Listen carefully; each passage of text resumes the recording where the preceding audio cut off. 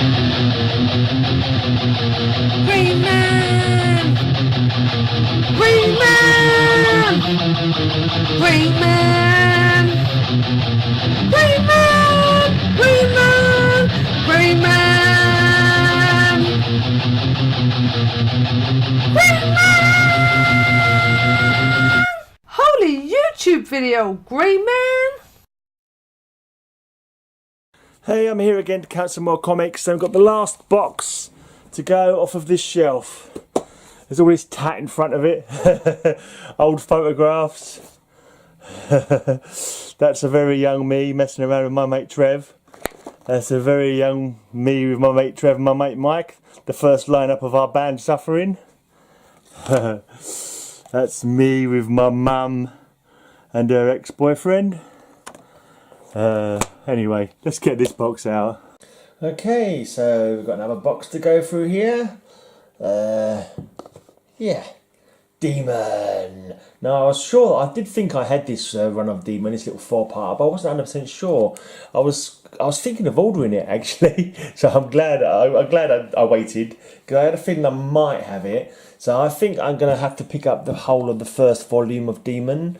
I've got number 1 already. I picked that up as one of my, my grail books, one of my must-have books. I finally picked up the first showing of the Demon a little while back, and yeah, so it'd be cool to have the rest of that run. I don't think they're going that expensive either on my comicshop.com, so I'll be able to pick those up sometime. And then I think I'll have pretty much all the volumes of the Demon. Yeah. I'll have to just see if I can find individual appearances. I've got quite a lot of individual appearances and Brave in the Bold and stuff like that. So yeah, might be cool if I could pick up every showing so far of the Demon. Might be tricky because I'm sure he showed up in quite a lot of stuff. Yeah, this is volume 3 of the Demon. You would have seen this in a more recent video actually, because I actually managed to buy half of this run again. I managed to buy 41 books from this run. I don't even know why I bid on it, because I didn't need it, because I knew I had them already. But it was just like, I saw it on eBay and it was going for like £7, and I thought, I'm going to put a bid on this for £7 because I don't know how long it's going to take me to come across these Demon comics again. So I thought I'll put a bid on it for £7.50, fully expecting to be outbid. And I wasn't outbid, and so I won it for a tenner. I won 40 comics, about 25p each. Not in the greatest condition.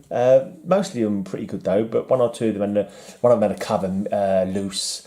But I'm going to try and sell those on either eBay, or if there's any comic community people who'd like a run of Demon. I think it's about 1. I think it's 1 to 41, with maybe two of them missing out of that run. But if anyone has not actually read the Demon, they'd like to pick them up from me. I don't know, 50p each or something like that. Mostly in good condition, but a couple of wrong ones. Get in touch and we'll do a deal. You can help fund my further purchases. Or, and this is another thing that I would quite be interested in, if anybody else is interested in it, trading comics. Trading double, some kind of double dealership where people will put up the doubles that they have, and maybe we could do a trade. As long as they're for like similar kind of value. If obviously you've got some real crappy ones, maybe you get 2 slightly crappy ones for 1 better quality one, or that's just an idea. If anyone's interested, if anyone's got any Alpha Flight, I've just started doing a collection of Alpha Flight at the moment, the old Marvel ones. I don't think they're expensive books. I don't necessarily want mint condition or bloody slabbed or anything like that. I'm just looking. I might have a few loose ones that will come across eventually, but I've only got 3 out of a run of about 130, I think. So if you've got a few old Alpha Flights you don't want, and you'd care to swap them, I've got a few Brave and the Bold doubles, I've got a few Demon doubles, or if anyone just thinks that's a good idea, then just hit me up in the comments and maybe we can look into it. If you've got some doubles and you'd rather swap them with somebody, or rather than put them on eBay, you'd rather try and flog them to one of your comic community chums, then leave a message. Maybe we can set up some sort of Facebook forum just for, I don't know, us YouTube comic chaps, and it's a fault anyway. Let me know you think it's a good fault or a stinker in the comments below. Right, now this is the Demon anyway. Regardless of whether you think my ideas are good or not, this is a good comic. There you go. That's it. That's all I've got to say about that. This is a great run of comics. One of my favourite runs ever, and it's got everything. It's got mainly humour, to be honest. It's mainly humorous. A touch of the demonic, but it's more humour, demons, and there's murder and mayhem and stuff, and people get turned into pillows and stuff like that, and but it's all in good jokes. This was a prophetic story about a demon running for presidency, but in this comic he doesn't win. He doesn't win in this comic. Obviously, not like real life. Ooh, political there. I do apologise. Mind you, I can't be that political because I can never remember which are Democrats and which are Republicans in America, so I shouldn't really go talking about their politics. I think the Democrats are the Liberals, aren't they? And the Republicans are the Conservatives. Yeah, okay. I'm not going to go any further with that. But as a working class chap, I favour the Liberals. Right. Demon with special guest star who likes saying Bastich a lot. And Wonder Woman features a fair bit in this Demon run, but mostly in humorous things. This guy's a janitor who's found the book of I can't remember what it's called, the Book of Eternity, or something like that, Eternity book, something like that. And he's got magic from this book, and so he's got himself a load of created Wonder Women as his servants. I think there's probably worse things to do if you had magic. That's the kind of thing I might do if I had magic powers. Create myself up a load of Wonder Women to act as servants and servants with benefits. Alright, that's a cool cover. Look at that. Get your kicks on Route 666. I think they're doing a comic, regular comic feature called Comic Book Brahaha, and just like putting up some fun comics or some things that made me laugh in the comics recently, because they're always finding something that tickles your funny bone. I just think it'd be quite a good idea if I just make a little video of them every week. So make sure I make a note of what made me laugh in the comic books, and then show it off. I was going to do a Demon special actually on that theme of comic books, because they're so funny this run, particularly this one where the Bastiches are playing the Beatles. So you've got Etrigan as one of the Beatles. I'm not sure which one. John, Ringo, I don't know. He's got to be the leader, isn't he? So that's got to be John Lennon, isn't it? Or is it Paul McCartney? I think that one's got to be Ringo down there. And then you got the bull. I can't remember what his name is. The bull guy, Mudrax or something like that. Modrax. I can't remember now.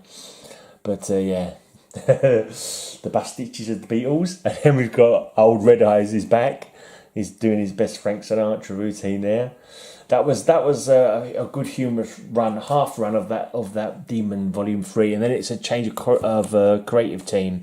Garth Ennis and John McCrea come in, and it's still humorous, but the humour is a lot more cynical, juvenile maybe perhaps. I think there's like demons called like Phlegm and Rectum and stuff like that. So it's all laugh, still good laugh still, but it's a little bit more cruder perhaps. But yeah, it's all good fun. I enjoyed the humour on both halves of the run, to be honest. And Garth Ennis, he's got his humour. It's a bit more adult maybe than the first half of the run. Right, of course, his Hitman, who was created in the Demon Annual. I think either the first or second Demon Annual. I'm not 100% sure. And the artwork of McCrea really brings the Demon out looking like a horrific twisted entity. Yeah, makes him look pretty cool. That looks a bit creased, but it's just the cover that's creased there. Yeah, these, I think I mentioned it before in one of my videos, these comics were so good back in, before this, I had a run of Demon going up, and I think I bought one for my girlfriend. I was reading them and I'd let her read them, and I think when we split up, I can't remember if we had a discussion about who got to keep the demons, or whether I said, you keep the demons, and I went to go out and buy a whole new batch of them. I'm not too sure what happened, but I do remember that she used to read the Demon as well. Shame it wasn't a match made in heaven, but it's alright. I've got my girl now. She doesn't read my Demon comics, but yeah, she's my forever woman. Right. Demon 50. Etrigan goes Pirates of the Caribbean there, I think. Yeah, those two women are standing there thinking they're not getting paid enough for whatever their job is, either security guard or police officers, I'm not sure. But they're certainly not paid enough for that job, and it's time they hightail it out of there.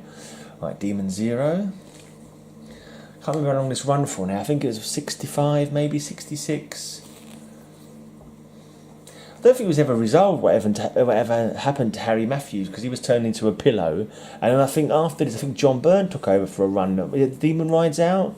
I think that was the next run on Demon, and it was like it just kind of jumped the story kind of thing. And then in the most recent couple of runs, in Demon Knights, set in the Middle Ages, so they couldn't. But some of the recurring characters that would have been in Demon books weren't in it because obviously it was set in the Middle Ages. So Randu Singh and Harry Matthews and Glenda. Oh, I can't remember her name now. But they weren't Marks, Glenda Marks. They weren't born yet, so obviously couldn't be in that. But they introduced a new love interest for Jason Blood, who was Madame Xanadu, which I quite enjoyed that. I think that was a really cool idea. Really good idea having Madame Xanadu and Etrigan and Jason Blood team up. And it kind of tied their origins together somewhat. But I mean, his origin has changed quite a lot. It's like, I think most recently, he's like very close to the court of Camelot and Merlin. I think originally he was kind of like Merlin's slave almost. He did Merlin's bidding, but now Merlin is his half brother, and the demon always hates him and tries to kill Merlin whenever he sees him and that kind of thing, because he hates him for trapping him inside Jason Blood. And so in this run as well, Jason Blood was like a pagan heathen, a sort of a magic man, sacrificing people to the in the stone rings kind of thing. I don't know, like a what's the word? Just like pagan stuff, really. Can't remember. I think there might have been another word I'm looking for, but I can't remember now. Anyway, it's neither here nor there. Right, Lobo and Demon Halloween special.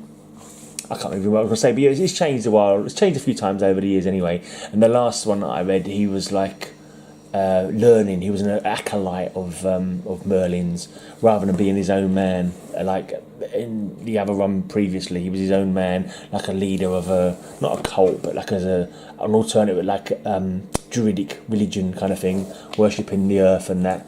Anyway, that's the end of that Demon run. Right, we have a DC Comics presents Superman and the Demon. Oh, I see what I've done here. I get it, yeah.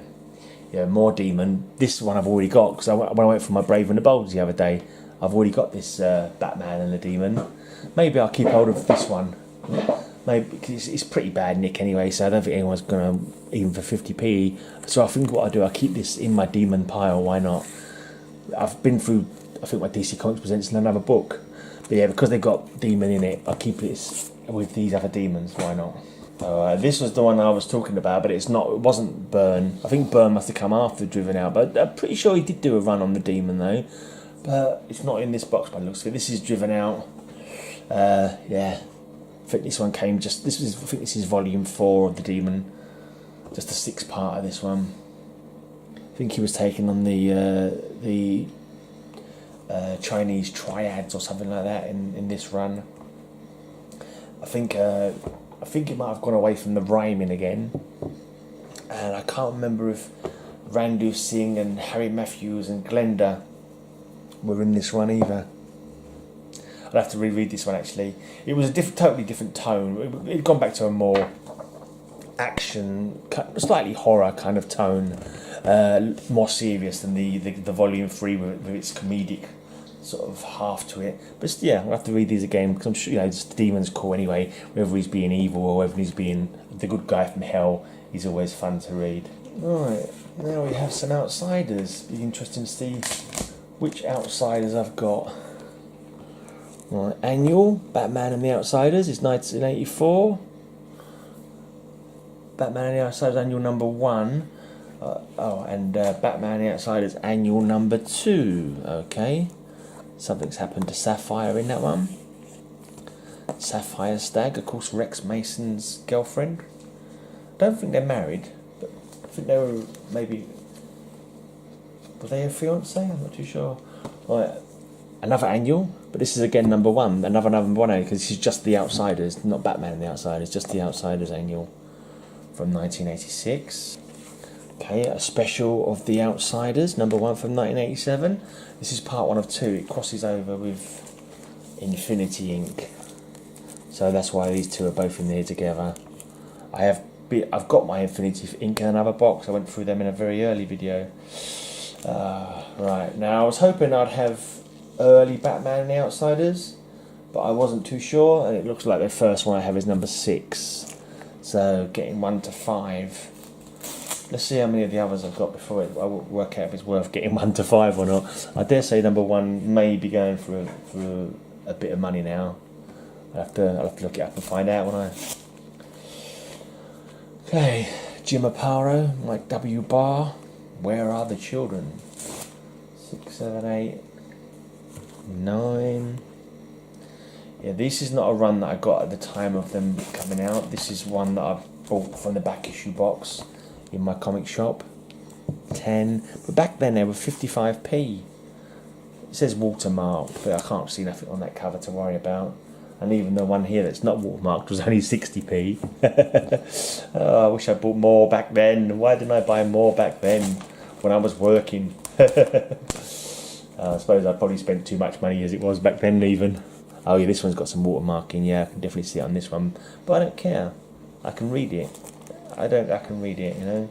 If it was number 1, I might be a bit more wishing it was a better quality one, but yeah, I'm not too fast. Right, so I seem to have the run from 6 onwards. Oh, 7 onwards. I thought I said number 6. No, it must have been number 7 I started with then. So I need to get 1 to 6. Oh, no, it is there. No, it isn't there. No, okay, I'm getting very confused about this. I'm sure I said it was number 6 to start off with. Right. That is my memory in action. I can't remember things a second earlier. No, it is number 6. It's over here. I've already put it over here for some reason. There was a number 6. Why the hell did I do that for? Confused the heck out of myself. It's not hard. I think you'll agree. I've been a bit whispery today because it's about nearly midnight and one of my housemates is in bed. Her room's not near mine, but you know, don't want to risk waking her up. Okay. Don't you know us, Halo? We're your mother and father. The truth about Halo, part 1. Batman and the Outsiders 17. Looks like they're walking like an Egyptian in that one. And Rex Mason seems to be facing off against him. Of course, he got his powers in an Egyptian tomb, didn't he? Was it the Amulet of Ra or something like that?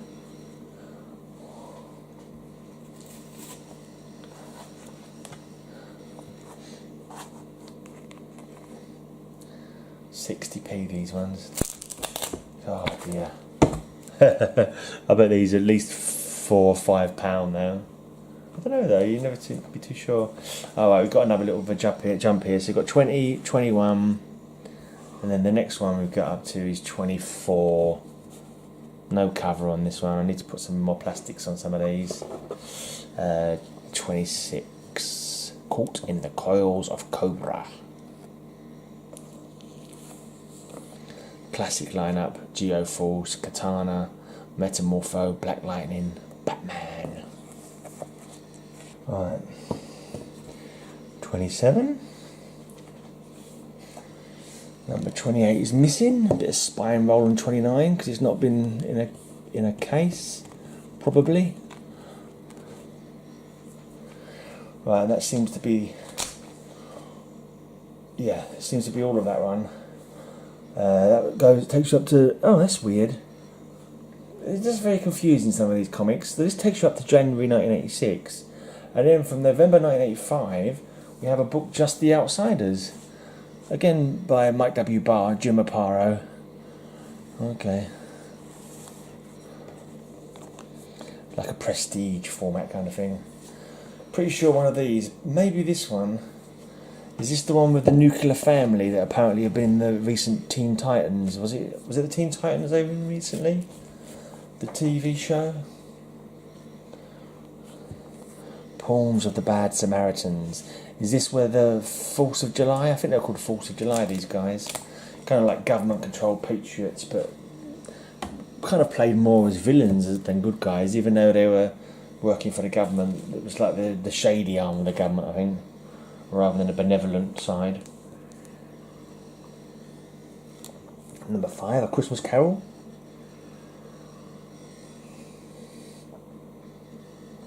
I think I was 16 then. 1985. I think I was getting Masters of the Universe toys because I still collected toys when I was still a teenager. Yeah, who needs to grow up? The Duke of Oil, I remember him. I remember there used to be a song, I think it was in the 60s or 70s, called Duke of Earl. Earl, Duke of Earl, and that's why I think he was named the Duke of Oil. I don't know if it was a play on that song, but he was a robot. Yeah, and same as the Nuclear Family, they were robots as well. There's going to be a lot of fighting robots in this run. Right, 2 more classic members added. Looker, I believe, and Halo. I think with the success of the Teen Titans, apparently it's been doing great shakes, the old Teen Titans. It'd be cool to see an Outsiders run, I've got to say. Metamorpho, I reckon he'd be really good on screen, Metamorpho. Black Lightning, of course, he's already got a TV show, so it's like, yeah, that would be cool if they could extend that out.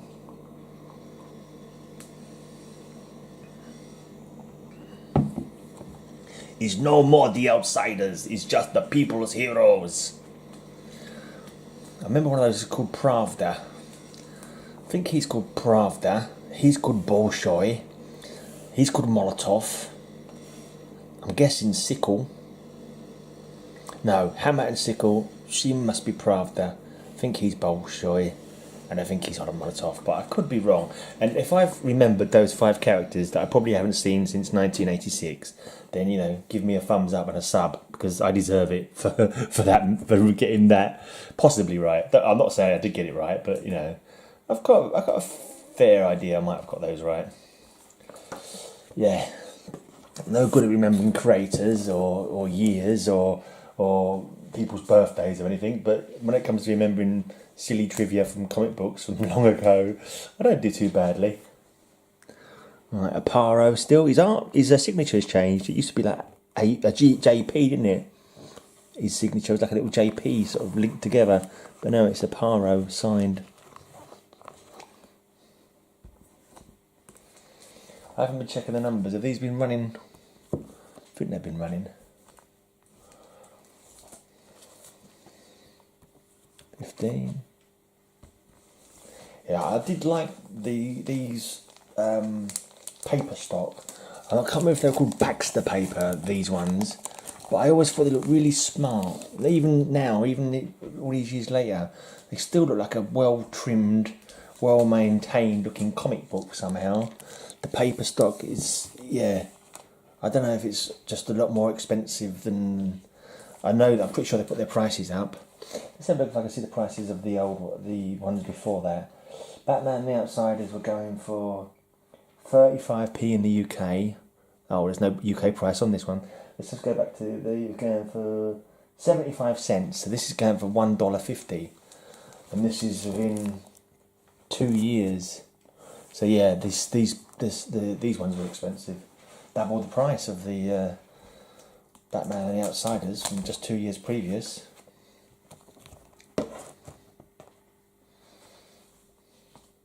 And even the comics that I must have bought them around the same time, but £1.50, and I was paying 60p for these ones. I think I must have bought these as back issues as well. I don't remember actually buying them monthly. I think I just bought these from the back issue box. I wish I bought more back issues back then. Why, they were still relatively cheap. But then I wouldn't have had the money for whatever else I spent my money on those days, like alcohol and gigs and records, lots and lots of records and CDs and yeah, that kind of thing. And I think I spent enough money on comics anyway, looking from this looking at this collection, I think I didn't do too badly with the amount of records that I bought. Alright, so that's that run, up to number 26. I have no idea where that run ended, but that was the last one I have of that. And then number 37, randomly in there, of Adventures of the Outsiders. So I don't remember that run at all. But that's a whole new comic, and I don't have any others other than that one. Adventures of the Outsiders. Well, this is crazy, because this is 1986 as well. They surely couldn't have had 3 titles running concurrently. Let me just have a quick look. Could Batman and the Outsiders have turned into Adventures of the Outsiders?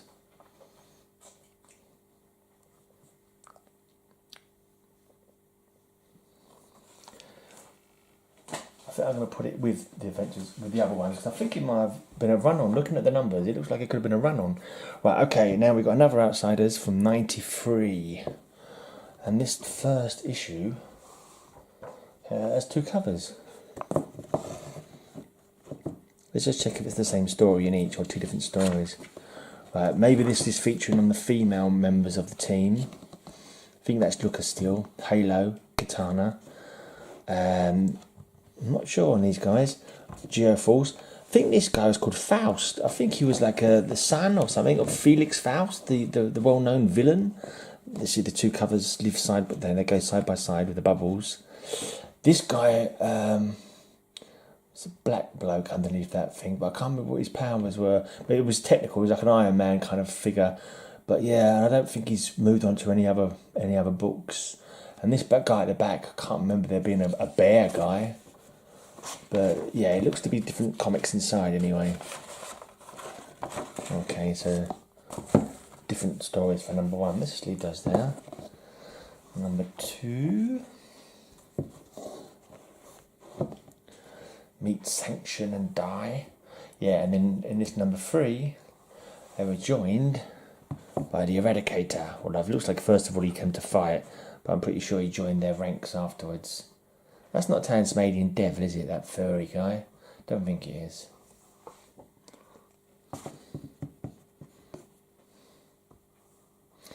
Yeah, Geoforce is one of those characters I've always liked. I don't know what it is.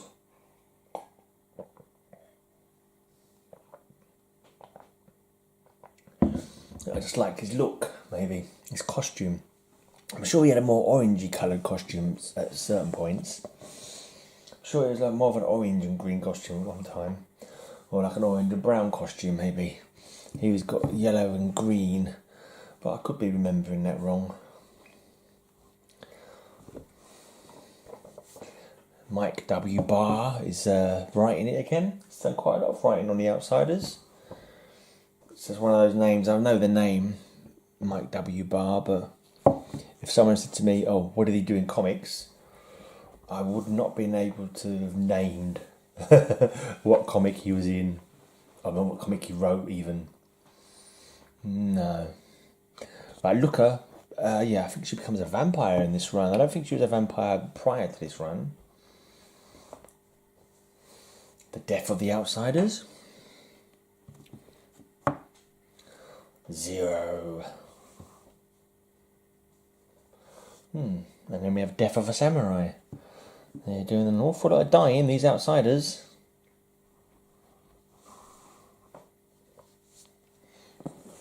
I quite like that Faust character. So I'm pretty sure he was like the son of Felix Faust or something like that. Maybe his brother, I can't remember. Yeah, but he was quite a good little enigmatic magic using character. But so I don't know if anything's ever happened to him. See, going through these old comic books, you see the amount of characters who, like, you know, at one time were in their own book and now have nothing. Here's Donna Troy as Dark Star. Yeah, and the whole story with Brian and his sister Tara Markov. What is the deal with that?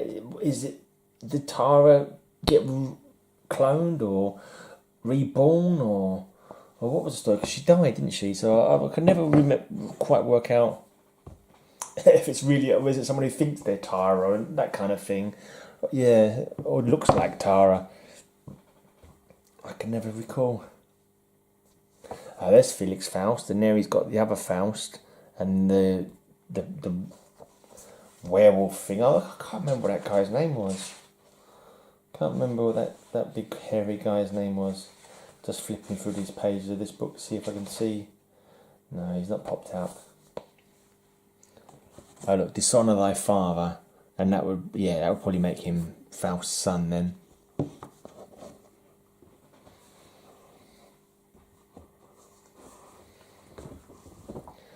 Dog Death Afternoon. These Dogs of Apocalypse. He looks like an apocalyptian, doesn't he? And that's the kind of hellhounds that have an apocalypse.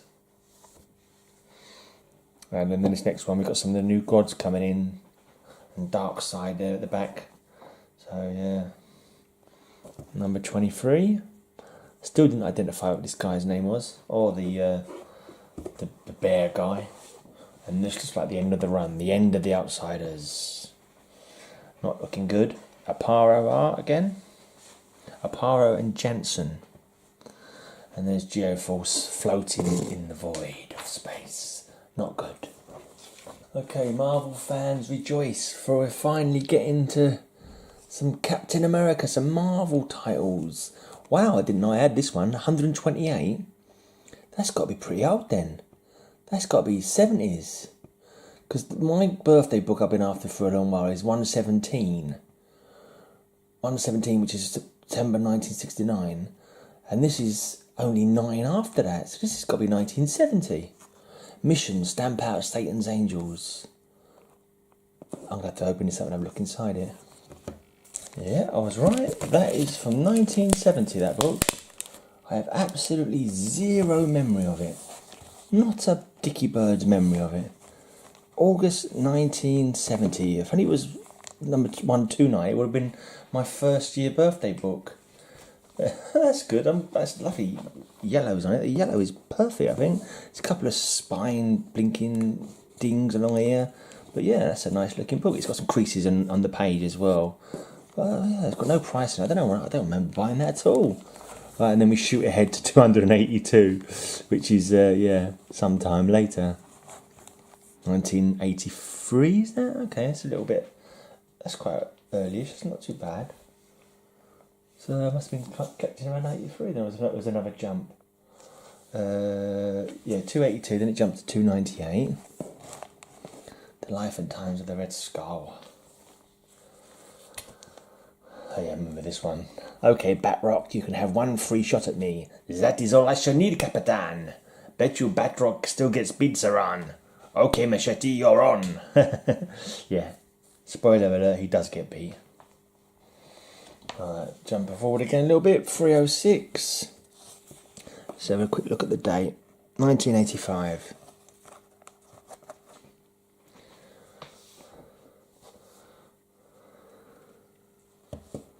$3.11. I think it's not. Yeah, I started doing full-time buying, I think, at this point. So $3.13. So what's it, 86, 85? 86. And I think I've got a run from this point. Still a few missing here though. It's quite annoying. 3.13, then 3.16. Oh. That's in the wrong place. 3.15, 3.16. Are they in the right order? Yeah, okay. Right, so 3.15. The Serpent Society finally got Captain America where we want him. That's what they think. I thought I had the first appearance of the Serpent Society, but looking at this, I may not have. Because there's a few gaps amongst all these, and I'm not too sure when the Serpent Society first came around. Obviously not here, because this is one of the members of the Serpent Society trying to kill MODOK. 3.18, War on Wheels. Blue Streak breaks out. 3.19, they're all a little bit spine rolly, these, not the best condition. If Cap can't stop Scourge, every supervillain on this cover will die. Spoiler alert, they do die. They do die indeed. You'll get torn up by exploding bullets by Scourge on the last page in the bar with no name. Alright, number 320. face to face with Scourge. But it turns out there's more than one Scourge, I believe. And I think they were like a ploy of the Red Skull, if memory serves me correctly. It was a Red Skull ploy, the Scourges. And the Power Company, I think, was Red Skull related. There was a lot of like villains that kind of interlocked over this period in Captain America that turned out to all be plots of the Red Skull. The scoundrel. Can I show you that one? I can't remember now. I meant to talk about it. This is when Captain America takes some lives. It was for a long time since he'd killed anybody since the war. And then this one, these terrorists of Flag Smasher who wants to destroy all countries, so there's no borders, no boundaries. Kind of in a way, it's not necessarily a worthy cause, but it's an interesting cause. But the way he goes about it is terrible.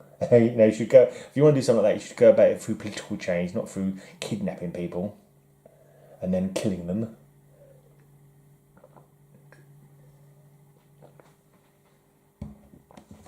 So in this story, Captain America doesn't have a shield with him, and the terrorists of Flag Smasher are shooting some hostages. So all he has to hand is a gun, and so he uses it on them and kills them.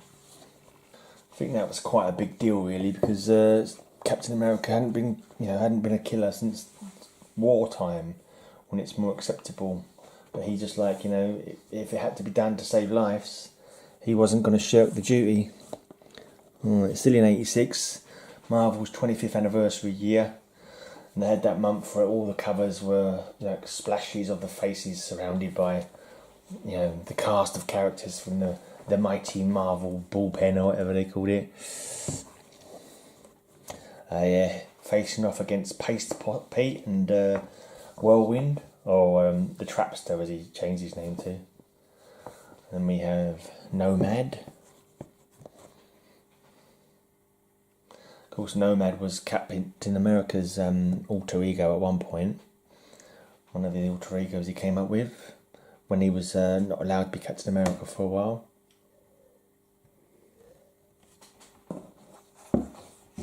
Another thing happening in this period was this guy, the Super Patriot. I think he was super patriotic, but he was also a bit of a nut job, a bit of a psycho. And he ends up becoming Captain America for a while, before absolutely completely losing it when his family gets killed by terrorists. I think it might have been Flag Smasher's agents. But yeah, and when he became Captain America became the captain and just had a black suit. And this guy is not Daredevil, he's not Wolverine, it's D-Man. Dennis Dumphy, I think his name was. He was an old unlimited class wrestler who helped Captain America on some of his missions. It was to do with the Power Broker, who was giving people super strength to fight in the Unlimited Wrestling League. And so Captain America went to investigate him. Super Patriot was one of the guys who was given the power as well by the Power Broker. Yeah, and this is when he went down to the sewers to find the Power Broker's lair. Dr. Malice, I think his name was. Captain America came across all these ones that had the Power Broker system done on them, and it hadn't quite worked properly, and it turned him into super powered freaks. So luckily Captain was able to get through them, and then he got caught by Dr. Malice. He overpowered D-Man, boosting up his power till he went mad, turned into a crazed beast, basically. So Captain America was locked into a small room with him, and he had to just avoid his blows and use his shield as best he can to stop himself from getting killed, basically. I think this guy could be called Nuke. I think his name is Nuke, but I could be wrong. Captain America no more.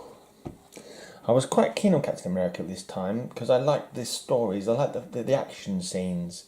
I liked the fact it was him with his shield against enemies, hand-to-hand fighting. There was no blasting with power bolts and that kind of thing, and no super strength or blaster eyes or mutants or cosmic powers. It was just him with his fists facing off against challenges. I enjoyed those old school comics. Is that maybe Stan Lee there, do you reckon? A young Stan Lee, maybe, I'm not too sure. I don't know, I just looked at him and thought he could be. Yeah, Captain America lost his cappiness. Captain America no more. Like even Lincoln is crying in that picture there. And who will be next? And it was Super Patriot. Super Patriot take over in the Captain America suit. His Bucky, I think he was originally called Battlestar, perhaps? I think it was Battlestar. But there was two of them. There was Super Patriot, plus he had two sidekicks when he was Super Patriot. But one of them didn't get cleared by government clearance because he had a criminal record of some sort. Yeah, and this is the Watchdogs. I think these are the guys who because the Watchdogs, again, another menace. I think they were trying to wipe out mutants or superpowered people. I think it was mutants because if you remember, the Watchdogs featured in the Agents of S.H.I.E.L.D. They was in one of the Agents of S.H.I.E.L.D. seasons. I recognised them when they came on. I thought, oh yeah, I remember them. Because they ended up killing, I can't remember Super Patriot's name. For some reason I'm thinking John Stewart, but of course that's Green Lantern. John, I think it is John, something or other. Yeah, but anyway, he eventually gets his parents killed. He just goes, yeah, a bit madder than he already was. And Steve Rogers is out of the picture at this time. So, D-Man, Falcon, Nomad, I think that is, obviously go looking for him. I think he was travelling America trying to find himself, like the old beatnik poets.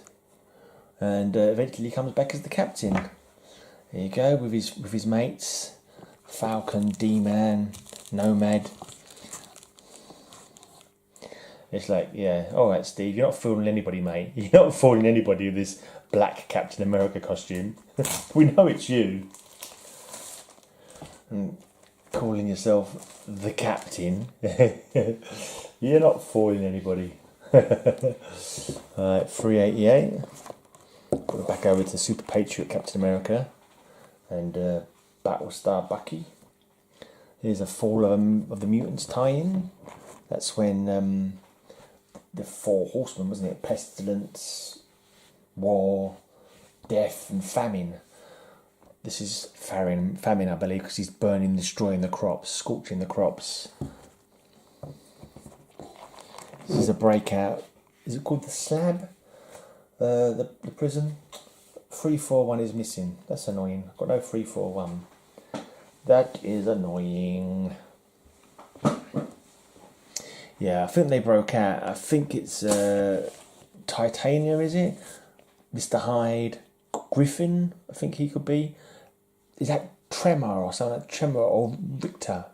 Something to do with volcanoes, not volcanoes, earthquakes, that bloke, vibrational powers, I'm sure.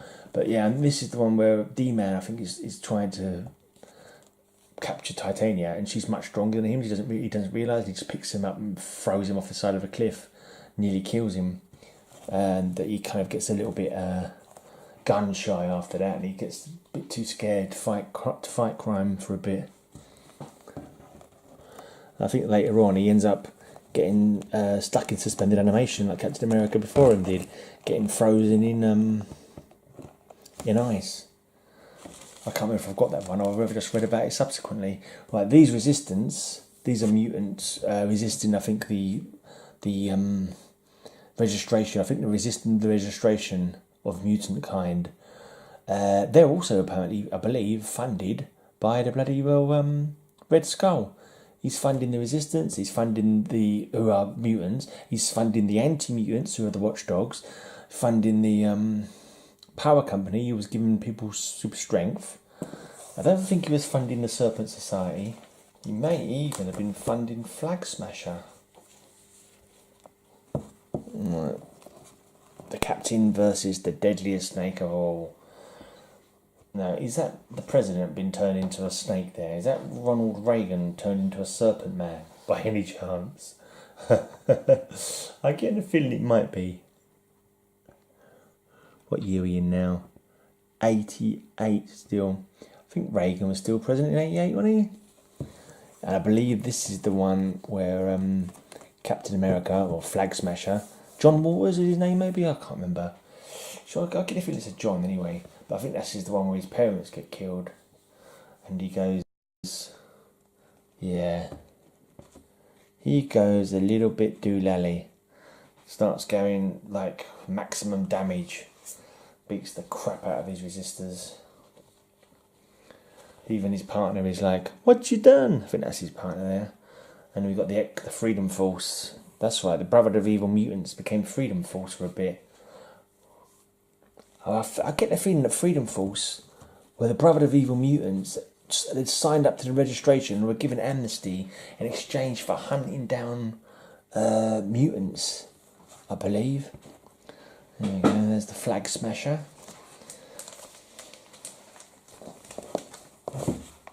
There's a pretty good Nick 350th issue. Captain versus Captain America and the dramatic return of the Red Skull. Team up with Nick Fury.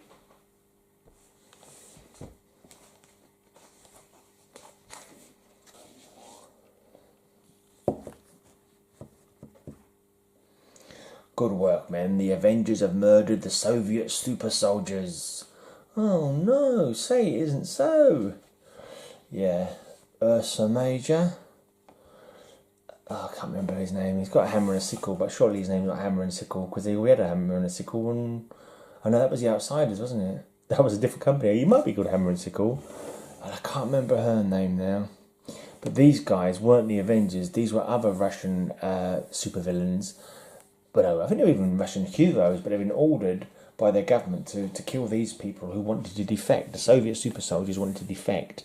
And these other guys, I think this was like Crimson Dynamo in an Iron Man suit. This was Super Soviet maybe, or Soviet soldier. I think it's Super Soviet.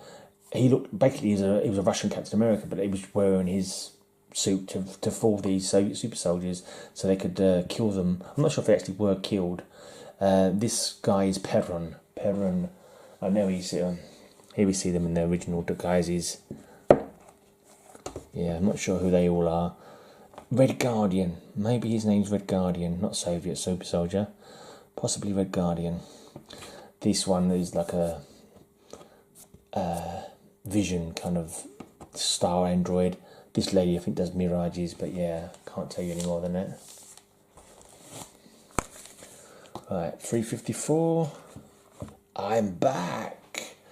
I think this may be Super Patriot, but back in Captain America, but we're in the captain's uniform. I'm not sure. He looks too square-chinned and kind of manic to be Steve Rogers, but I could be wrong.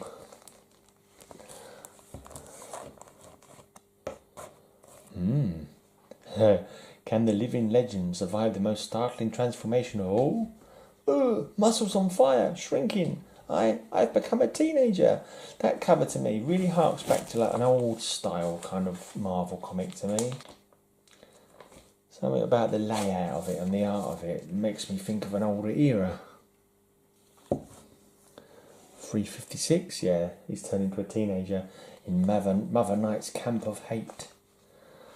I can't remember if he was turned into it and then sent there, or whether he got himself turned into it so he could go there and investigate this camp that was doing something with teenagers. I can't recall now. The Bloodstone Hunt. To rescue Diamondback, Cap enters the caverns of death. I like Diamondback. She was a hot lady, and she was a villain of the Serpent Society, but she wasn't a bad villain, really, and she kind of like had the hots for Captain America because she was brought up on the wrong side of the tracks kind of thing, and it was a bit cheesy, but it's like, oh, the love of a good man would turn her into a good girl. But I think she had a heart. I think she had a bad upbringing, but her heart, was not evil. Hopefully she had a good ending. I'm not too sure what happened to her in the comics in the end. 362. Right, there's Crossbones there. I hope I've got his first appearance. I'm sure he must have appeared. I know he did appear in this run at some point, but which book he first appeared in, I'm not 100% sure. Never Cross Crossbones. He was a tough cookie, he was. Tough, mean old cookie Crossbones was. Pretty cool villain. Looked nothing like that in the Marvel movie though, and didn't last more than 2 seconds. Annoyingly.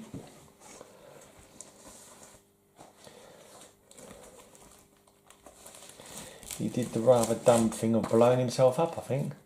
Yeah, okay.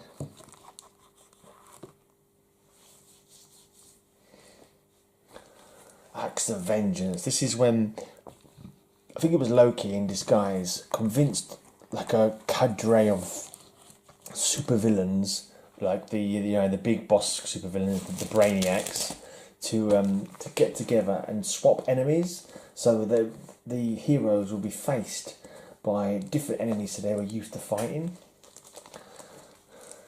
Actually, there's a band, it's a heavy metal band called Acts of Vengeance. They said that they were named after this storyline, Acts of Vengeance.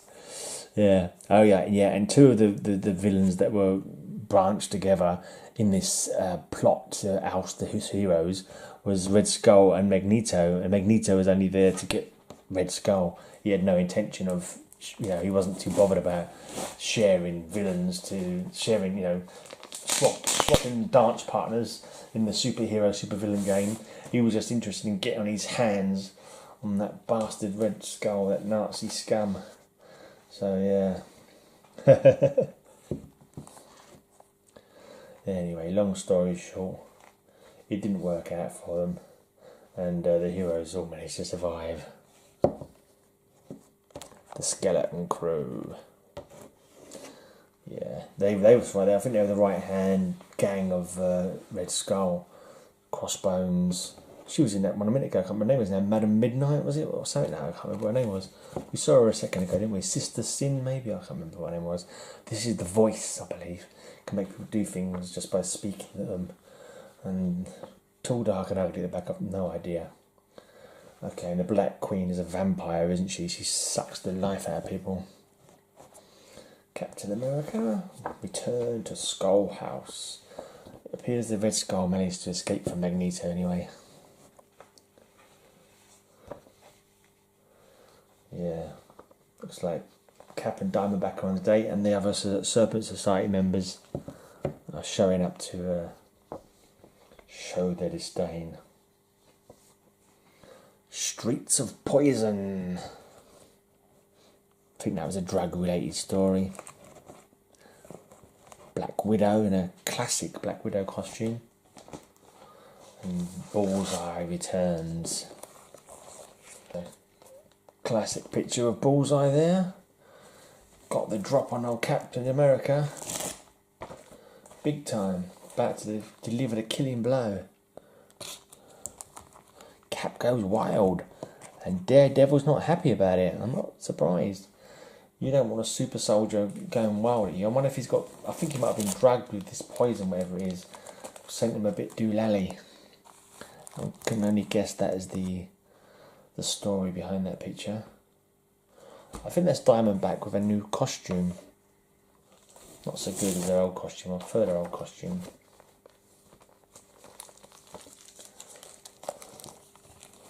Looks like Captain is down, and Bullseye and Crossbones are fighting over him. They're fighting. Does one want to kill him and the other doesn't want to kill him? I can envisage the possibility that Crossbones wants to take him alive for some reason of the Red Skulls. Oh, stripped of the super soldier serum, Cap fights for his life against Crossbones. And then we have Enter Nefarious. For a second now I thought maybe I should recognise the artist, but I looked at the signature and it doesn't ring any bells.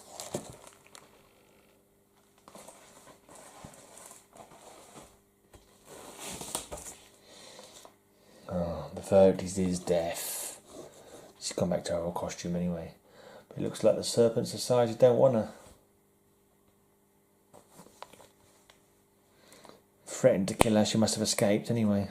Because in this next one, she's having a go at Cap. If you won't help me now, the Serpent Society, Cap, I'll find someone who will. And that someone is Paladin there at the back. This gun's for hire, Paladin. Yeah, in the end, he helps her take down the Serpent Society anyway. I think there'd become a rift in the Serpent Society actually. In the original leader was ousted by one of the other Snake Society people. Special triple size 50th anniversary issue. Captain America 383. Jim Lee's got a hand in the cover art there by the looks of it. Attack of the Iceworm. Oh, Iceman there. I assume it says Guess Who. It looks like Iceman. Cap catches up with the Watchdogs. And that's right. The guy who'd taken over from Captain America for a while, he became US agent, didn't he? Wearing the costume that Captain America had been wearing, as calling himself Captain, the Captain. Yeah, and I think he's enraged because he's basically lost his mind after his parents were killed by the Watchdogs. He was not of sound mind, not in the slightest. Right, here he's at the mercy of Modam. I was in chat a little while back with the dynamic duo, the British dynamic duo. They were talking about MODOK. Apparently there was an updated version called Brodock with a quiff and all that kind of stuff, which sounds a bit daft. But this is the female version of MODOK, Modam.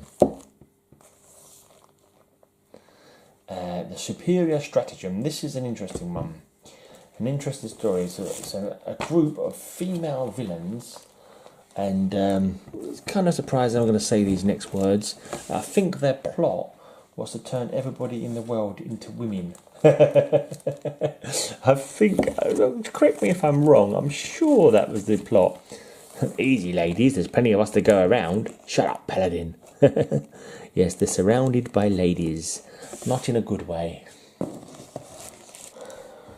Yeah, the superior metamorphosis. They're both in like these tanks. It's going to turn them into women. Captain America and Paladin are going to be turned into women using this bubbling tank. Yeah.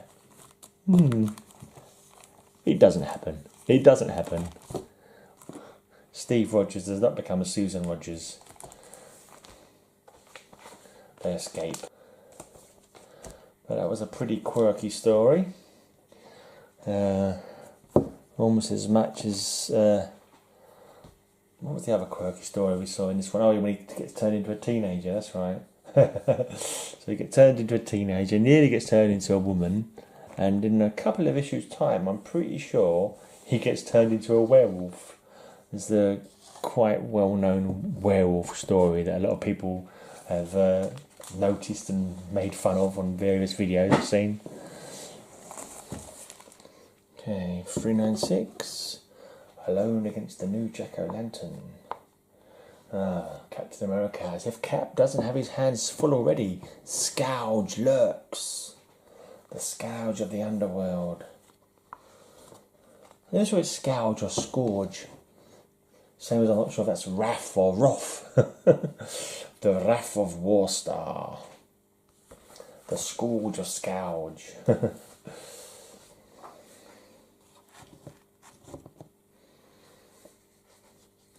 Operation Galactic Storm. Okay, this is a bumper issue. It looks like Spine Roll, but it's not. It's just a... I don't know, is it a mixture? I can't tell if it's Spine Roll or just a weird cover. I think it's weird cover. If you look at this, it looks like, oh my god, look at the spine, what's going on there?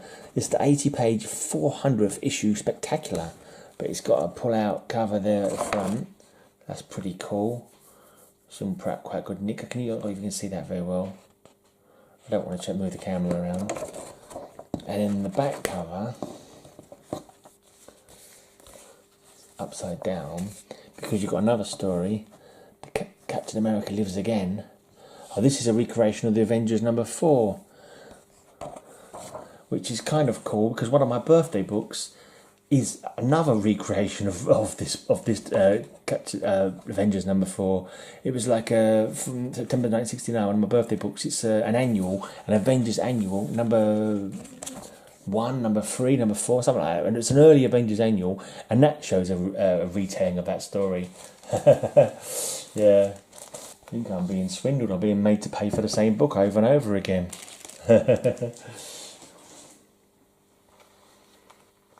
Right, here we have the infamous The Search for John Jameson begins. Cap versus the Malevolent Moon Hunter, also starring Wolverine.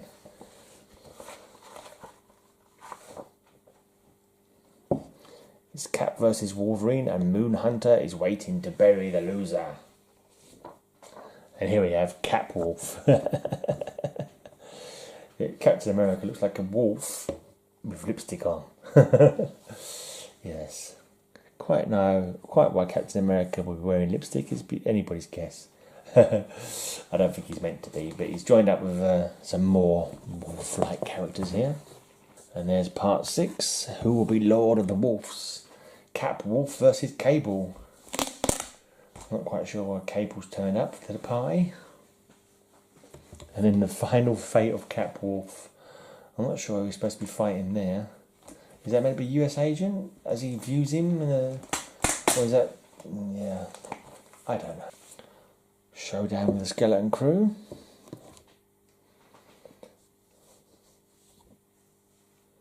Diamonds are for vengeance.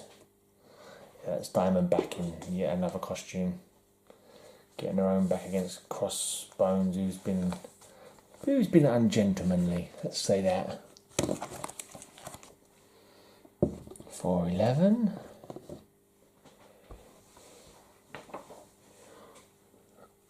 For 12.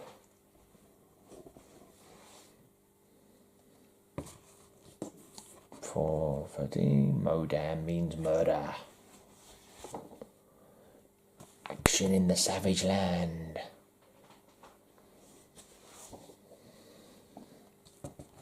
Jungle Mayhem. Falcon's new costume, that one. Savage Land Showdown. I dare say they must be facing off against Sauron. Sauron's often to be found in the Savage Land. Or is it Sauron or Sauron? I'm never too sure. I think Sauron, maybe. I know he's named after the Lord of the Rings antagonist. He's also one of my birthday guys, Sauron, because his first appearance is September 1969. So yeah, same age as me. Guest starring Silver Sable. Battling the Blazing Skull. Comics haven't quite made it to £1 yet, still at 95p. This is back in... we're now in 1993. I think I've got another couple more years of Captain America in the box, I'm not too sure. But I know... yeah, around this time, I mean, I was collecting... I think I was collecting mainly... no, I was collecting DC as well, definitely collecting DC as well, because I've got Batman from this period. But I must have, carried on with Marvel for a fair bit. And it just got to a stage, just before the mid-90s, I think, or maybe the mid-90s, where I was just like, you know what, Marvel just ain't doing it for me anymore. The books that I enjoyed, Spider-Man, Captain America, Hulk, Iron Man even, they just started to lose their appeal for me around this time. The art, for example, started looking a bit hokey. Like, look at the art on there. There seems to be too muscly. I don't know. I just know that gradually I started to get annoyed, not enjoying the read. Like that cover as well. Just something about it. It's just not as, I don't know, pleasurable in the eye than the other ones. I think the stories started getting... I think they brought back Agent Carter, and to me it was just a bit silly, I thought. And yeah, the interior art, I mean, I don't know, it wasn't looking so nice to me for some reason. I don't know, it's something to do with that period of the 90s maybe, but for some reason I just got turned off of Marvel.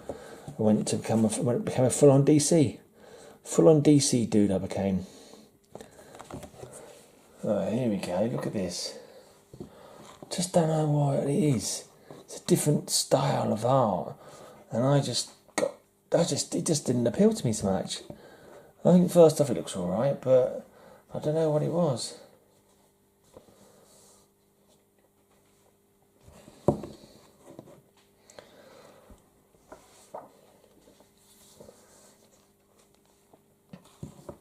Is it a different paper stock as well, maybe?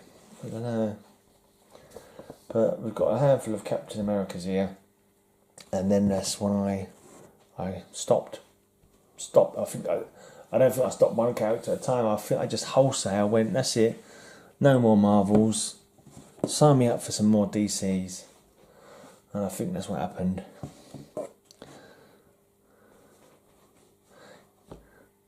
I think maybe it's the Liefeld look, isn't it? Fucking shoulder pads and bloody pouches. Dave Hoover, it looks like this guy is. Can't say I know him, but yeah, I don't know. It's just something about it. Just stopped grabbing me.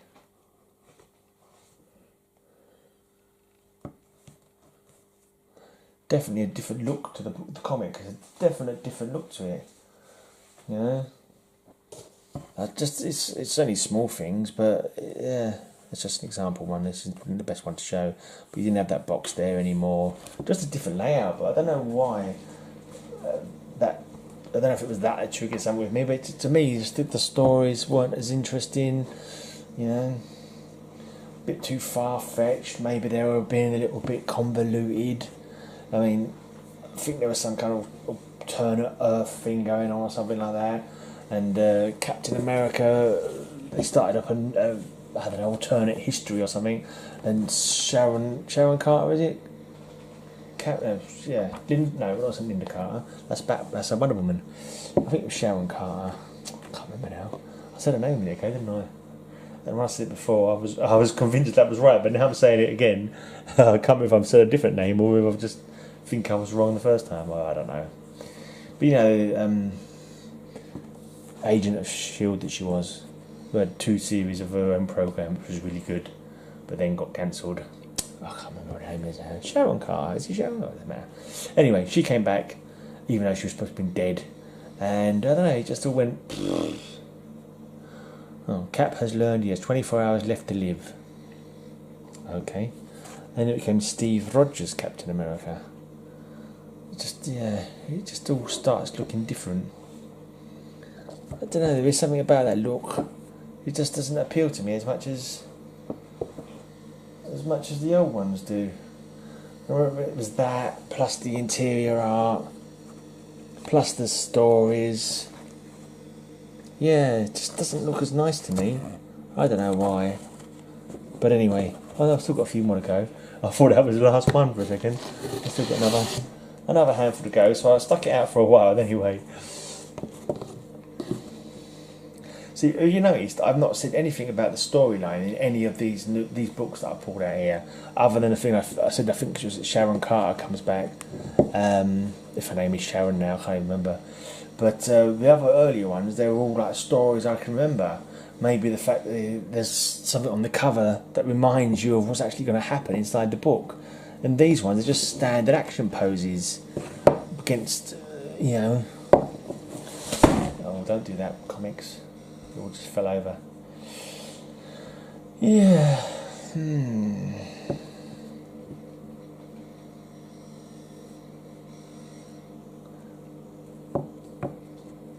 Just not digging it. We're into 96 now anyway.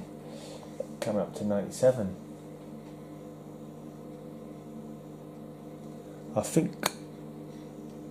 Right, yeah, so June 96, 452. And then suddenly, I must have stopped collecting. I think this is the end of it anyway. I think it must have been the last one I collected, Man Without a Country. And yeah, I think I was just like, yeah, you know what, I don't care anymore. That's when I kind of stopped. But I seem to have a couple of random issues. Yeah, Liefeld there. Is that a female Bucky I see there on the page?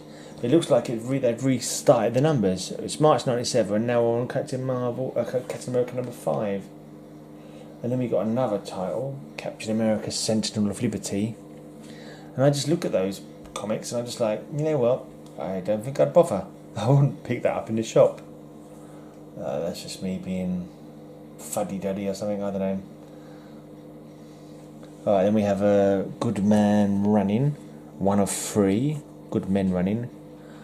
Jeez, look at that art. No, thank you.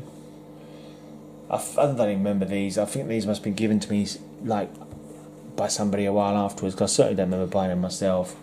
And I just put them in the box with the other Captain Americas. So Heroes Return 2, Heroes Return 3. I don't know if that's from the same run or a different run or what, or whether Heroes Return is the name of the story. Dead Men Running is something else. Captain America Center of Liberty. It's from 98. This isn't part of this. This number 5 here isn't part of this one here, is it? Really couldn't tell because there's no date on it. Yeah. Right, then we got a one shot. Captain America, the Medusa Effect. Is it a full story or is it one part, a single part, or is it part of a wider story? I'm not sure. I think this is quite a well-liked cover. Captain America Annual featuring Wolverine. I think I've seen a few people post that one up as a desirable cover. It's not been kept in the best condition because it's not been bagged at all. Captain America Annual number 13. Through the Eyes of a Skull. And then we have another number 1. Captain America The Drug Wars number 1. Guest starring the New Warriors.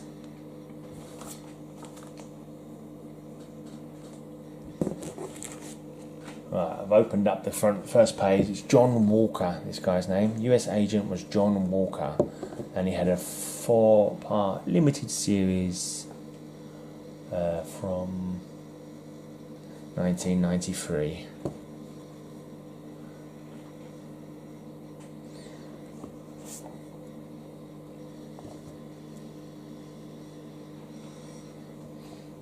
Not looking too good there.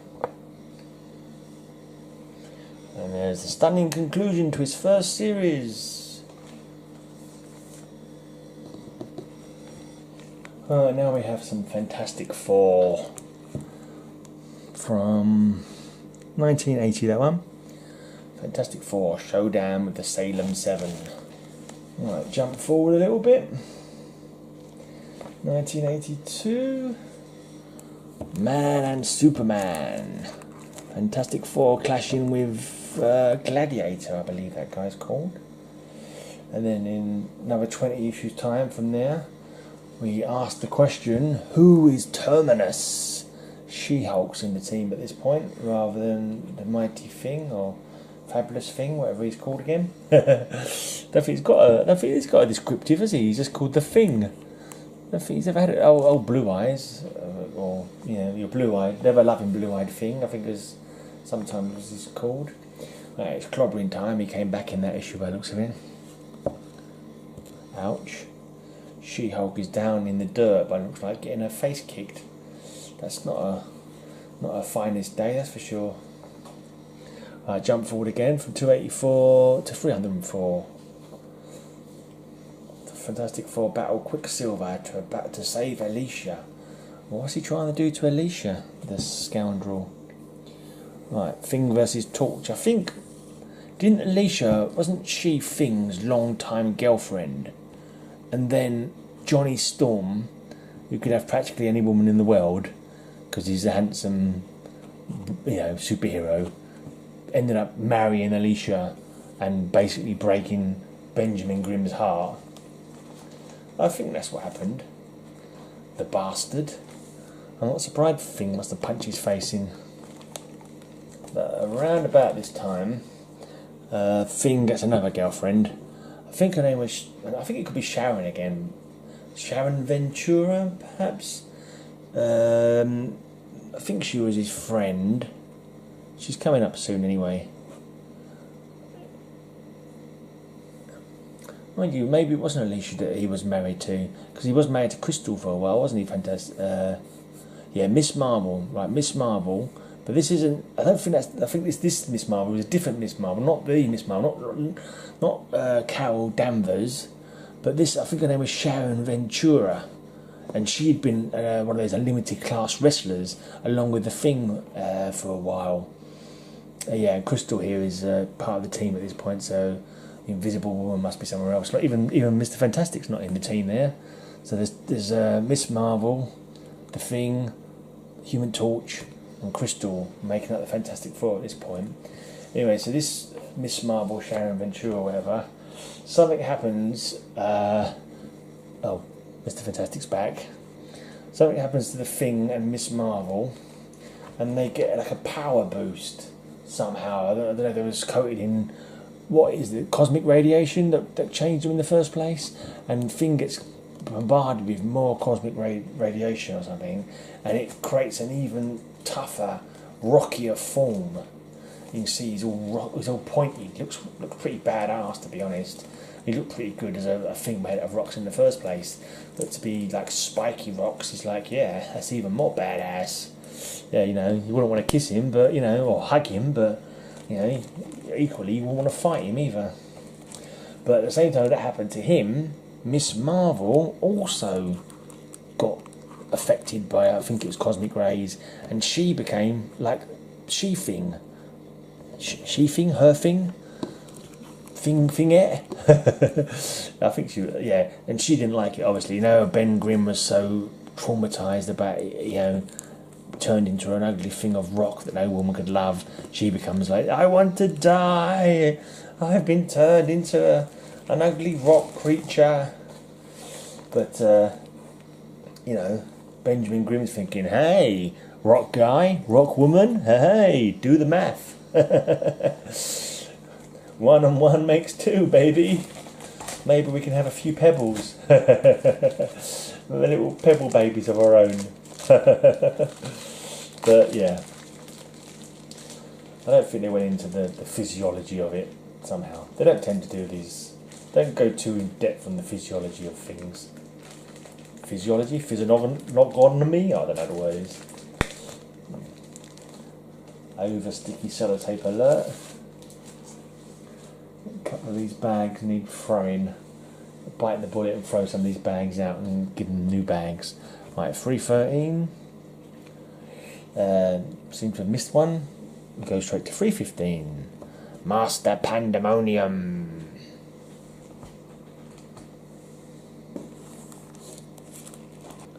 318. Quite annoying. We've got a few little jumps and gaps here. I'm assuming it was down to my comic shop. But 318 is missing. They go straight to 320. The Hulk versus the Thing. I think this was an interesting fight because the Thing was more powerful with this new rock form, and the Hulk was less powerful with his Mr. Fix-It form. So, like, the Hulk had never lost a fight to the Thing, and he was looking like he might be about to lose this fight, but because he had his smarts, he was able to outthink the Thing and win the fight. I think that happened in the Hulk's own comic though, I'm not too sure. Maybe it crossed over. But they ended up fighting in the water, in the bay, I think, somewhere in New York, maybe off of Liberty Island or something. And basically, Hulk held his breath and forced Benjamin not to have enough air in his lungs, so he like nearly drowned him. Basically, managed to defeat him by by that method, underhanded methods, not with pure strength, but with cunning. Okay, 323. He's back. Kang the Conqueror, guest featuring the enigmatic Mantis, who you may well know from the Guardians of the Galaxy movies. Mantis must die.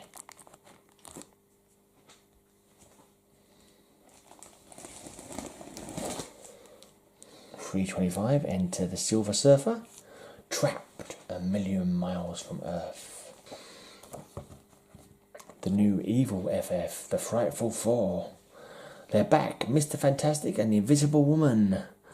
I think there might have been a way raising their bairn, old little Franklin Richards, who is older than me in real time.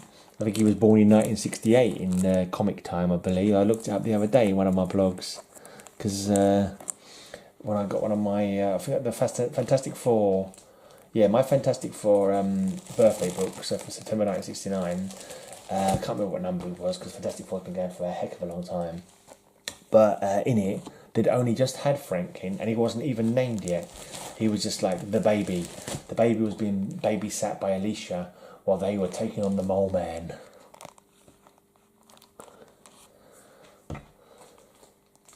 And Crystal was, while Invisible Girl, she was still Invisible Girl at that point. She didn't become Invisible Woman until the 80s sometime. Yeah, while Invisible Girl was pregnant, Crystal took over her place in the team.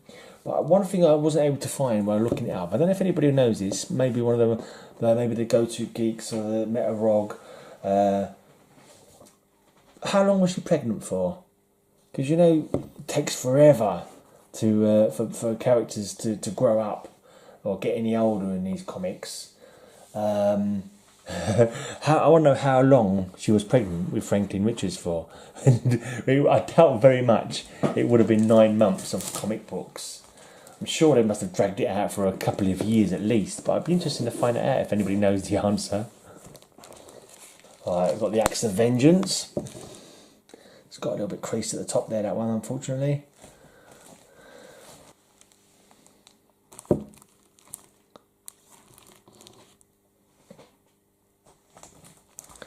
This is alone against the most powerful villain in the universe, and Ben Grimm just saying, "You're kidding, right?" I think it was just a bunch of pathetic villains that were sent against them, like no challenge whatsoever. I'm not too sure what the logic behind that was in the Axe of Vengeance, whether it was just to inconvenience them and keep them occupied for some reason. Can't really remember. Got some bad stickiness situation with the sellotape. So if I'm never going to use sellotape myself in any of my bags, I don't think you need to, be honest. I don't think it's, you just stick them in the bag and fold the bag over. I think that's probably the best way to do things. Rosebud 2. It's named after the sled in oh damn, can't remember the name of the movie now. It's gonna bug me now. It's one of those classic movies that people talk about. Citizen Kane. That's it. Rosebud was... Spoilers again. Sorry, guys. I know the movie's about 50 years old, but... probably 60 years old now. I'm not too sure. Anyway. Right, I'm going to move that over. It's a bit... Yeah, sticky sellotape. I don't want it going on the... sticking to the paper of other comics. 340. 341.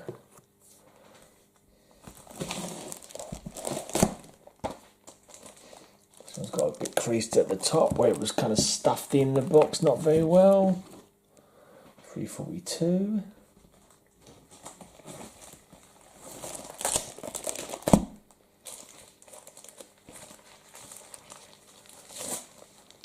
.343. Oh, and then we've got a big jump. 343. Somebody's got 3 missing episodes. Issues, should I say? Episodes. I talk it like it's a TV program. 3 missing months. I think it's the 347. What year are we in now? We're in 60p still. We're in 1990. Okay. 1990. And then we've got, apparently this is a second print, the new Fantastic Four. You've got the Hulk, Ghost Rider, Spider-Man and Wolverine. Sometimes second printing are worth more, aren't they? Because like there's not so much of a big run of them. Knowing my luck, it's probably worth nothing. But I'm not sure it was a valuable comic anyway. I think it was more like a quirky little comic. I don't think it actually became valuable or a collector's piece or anything like that, this one. But it's just like a little bit of fun having that unusual team up in the Fantastic Four. What? This is really weird. Jump a whole year. Oh yeah, why? What's happened there? I'll never know what happened there. Like with many of my things where I think I've got comics and it turns out I don't have comics. So a whole year suddenly jumps without me getting any Fantastic Four. And then I got some more Fantastic Four. Because these have been given to me by somebody else after I stopped collecting them, maybe. I don't remember. 361's missing. 363. The power within this whelp must belong to Oculus, the unforgiving. Franklin! And now he's Oculus the omnipotent. Or omnipotent, sorry. Oculus the omnipotent. Behold the awesome power of Oculus the omnipotent, and die. He should change his name to Oculus the undecided what his name is. Or maybe he just gives himself a different title whenever he feels like it. Okay. We seem to be having not good things. Right, and this is a crossover of an Infinity War. Oh no, it's called Infinity War, but this is an Infinity War crossover. I was thinking it was called An Infinity War for a second. Oh, that's a weird thinking name, calling it An Infinity War. No, it's just me being daft. Nothing to see here, just Graham being daft as always. Let's just move on to the next comic, shall we? Okay, 368, Day of the Doppelgangers. This is Susan Richards is dead, long live Malice. Yeah, this is the whole period where Invisible Woman was acting strange because she was actually overtaken by this Malice creature. I think Malice came from the X-Men. Wasn't Malice like a necklace kind of thing? It looked like it was held in a necklace. And it had Polaris, who was the girlfriend of Scott Summers' brother. What's his name? I can't remember now. Number 370 jumps to 374. And we've got Fantastic Four versus the Fantastic Four.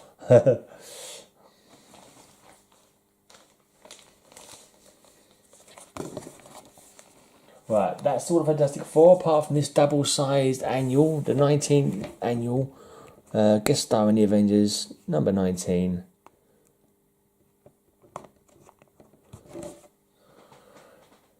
From 1985. Yeah, so not that many Fantastic Fours. Some rather annoying jumps in the title as well. And then we've got a few books of The Thing. The Thing, number 14. I think he was left behind after Secret Wars, I think. Number 18. Doesn't eventually make it back to our world. Back to New York. Yeah, this is when he was in the Unlimited Class Fighting Wrestling League, whatever it was, fighting a guy called Gator, who actually ends up turning into a gator at the end of this one. Oh yeah, and number 32, he's got Vance Astro. Vance Astro, was he Marvel Boy or Blue Marvel or something? He was, doesn't he end up becoming one of the Guardians of the Galaxy, Vance Astro? Possibly via the New Warriors. Don't quote me on that. But anyway, that's all the things that I have. So a few things. Right. Here's a couple of books that I used to like back in the day. The old team-ups, Marvel 2-in-1. Got fond memories of them, but I haven't got that many actually, so it's weird.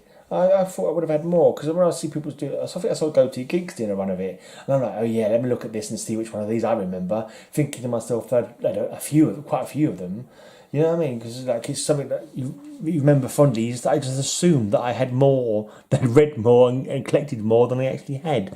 So all I've really got is like 4. So I've got number 48 with Jack of Hearts, a character. I really like Jack of Hearts. I just like his costume. I think it looks really cool with his half face. I just think he looks excellent. I do like the Jack of Hearts character. But nice if he turned up in one of the cosmic Marvel stories, but I don't suppose he will.